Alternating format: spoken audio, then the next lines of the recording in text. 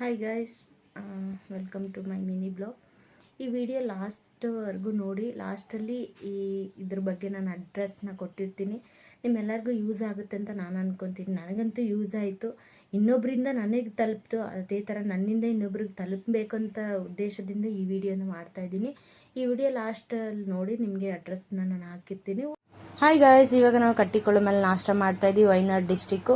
ನಾವು ಬಂದಿರೋದು ಎಲ್ಲಿ ಅಂತ ಈ ವಿಡಿಯೋನಲ್ಲಿ ನೋಡಿ. ಇಲ್ಲಿ ನೋಡಿ, ಇದೇನೆ ಒಂದು ವಲ್ಲನ್ ಆಯುರ್ವೇದಿಕ್ ಅಂತ ಹೇಳಿಬಿಟ್ಟು ನಮ್ಮ ನರಾನ ಹಿಡಿದು ಇಲ್ಲಿ ಏನು ಪ್ರಾಬ್ಲಮ್ ಇದೆಯೋ ಅದಕ್ಕೆ ತಗದಂಗೆ ಔಷಧಿನ ಕೊಡ್ತಾರೆ. ಇದು ಪ್ಯೂರ್ ಆಯುರ್ವೇದಿಕ್ ಆಗಿರುತ್ತೆ. ನಮಗೆ ಸೈಡ್ ಎಫೆಕ್ಟ್ಸ್ ಎಲ್ಲ ಯಾವುದು ಇರೋದಿಲ್ಲ. ತುಂಬ ಪಬ್ಲಿಕ್ ಆಗಿದೆ ಇದು. ಅದರಿಂದ ನಮಗೆ ಯಾರು ಹೇಳಿದ್ರು ಅಂತ ಹೇಳ್ಬಿಟ್ಟು ನಾವು ಹೋದ್ವಿ. ಆಲ್ಮೋಸ್ಟ್ ನಮ್ಮ ಅತ್ತೆಯವರೆಲ್ಲ ಹೋಗಿ ಅವ್ರಿಗೆ ಶುಗರ್ 400 ಚೇಂಜ್ ಇತ್ತು.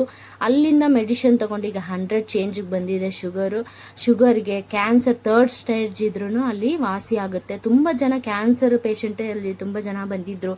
ಆಮೇಲೆ ಕಿಡ್ನಿಯಲ್ಲಿ ಕಲ್ಲಿದ್ರೆ, ಥೈರಾಯ್ಡ್ ಇದ್ರೆ ಎಲ್ಲದಕ್ಕೂ ಸಪ್ರೇಟಾಗಿ ಔಷಧಿಗಳನ್ನು ಕೊಡ್ತಾರೆ. ಇಲ್ಲಿ ನೋಡಿ ಎಷ್ಟು ಜನ ಕೂತಿದಾರಂತ. ಎಲ್ಲರೂ ಟೋಕನ್ ತೆಗೆದು ವೆಯ್ಟ್ ಮಾಡ್ತಾ ಇದ್ರು. ನಾವು ಬುಕ್ಕಿಂಗ್ ಮಾಡಿ ಫೋನಲ್ಲಿ ನಾವು ಟೋಕನ್ ತೆಗ್ದಿನು ನಮಗೆ 40 ಚೇಂಜ್ ಸಿಕ್ಕಿತ್ತು.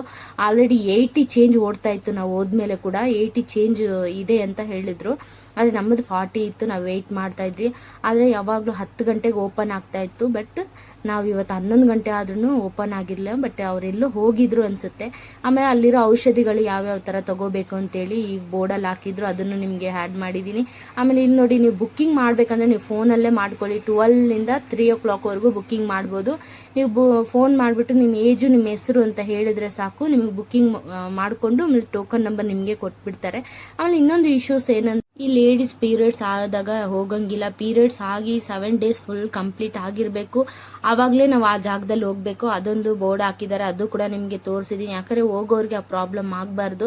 7 days ಕಂಪ್ಲೀಟ್ ಆದಮೇಲೆ ದಯವಿಟ್ಟು ಹೋಗಿ ನೀವು ಒಂದ್ಸಲ ಟ್ರೈ ಮಾಡಿ ನೋಡಿ.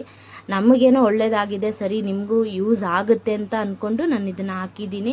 ಇಲ್ಲಿ ನೋಡಿ, ಮಳೆನೇ ಸ್ಟಾರ್ಟ್ ಆಗೋಯ್ತು. ಆಮೇಲೆ ಇವರೇನೆ ಕ್ಯಾಮ್ರಾ ಒಳಗಡೆ ಅಲೌ ಇಲ್ಲ, ಆದರೂ ಸ್ವಲ್ಪ ನಾನು ಕ್ಯಾಪ್ಚರ್ ಮಾಡಿದ್ದೀನಿ.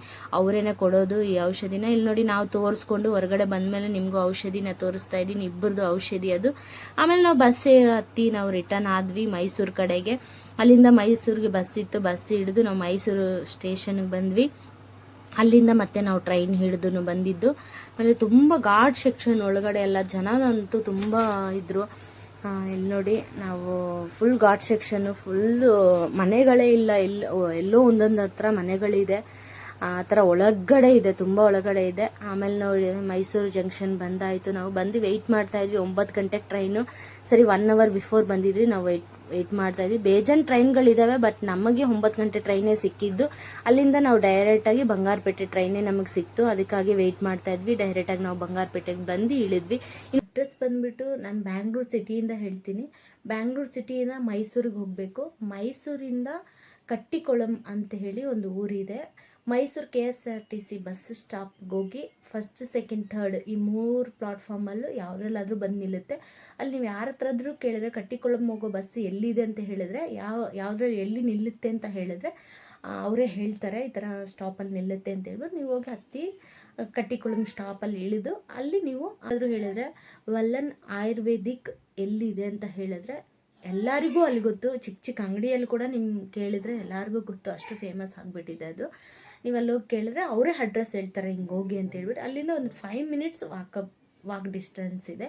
ಆಮೇಲೆ ನಾನು ಈ ವಿಡಿಯೋಲಿ ಕೂಡ ನಿಮಗೆ ನಂಬರ್ ಹಾಕಿದ್ದೀನಲ್ವಾ, ಬುಕ್ಕಿಂಗ್ ಮಾಡೋ ನಂಬರ್, ಅದ್ರಲ್ಲಿ ಕೂಡ ನೀವು ಕಾಲ್ ಮಾಡಿ ಅವ್ರು ನೀಟಾಗಿ ಅಡ್ರೆಸ್ ಕೂಡ ಹೇಳ್ತಾರೆ. ನಿಮ್ಗೆ ಏನಾದರೂ ಕನ್ಫ್ಯೂಷನ್ ಇದ್ದರೆ ಅವ್ರಿಗೆ ಶೇರ್ ಮಾಡಿ, ಸಪೋರ್ಟ್ ಮಾಡಿ. ನಿಮ್ಮ ಒಂದು ಲೈಕಿಂದ ನಮಗೆ ಮೋಟಿವೇಶನ್ ಸಿಗುತ್ತೆ. Thank you.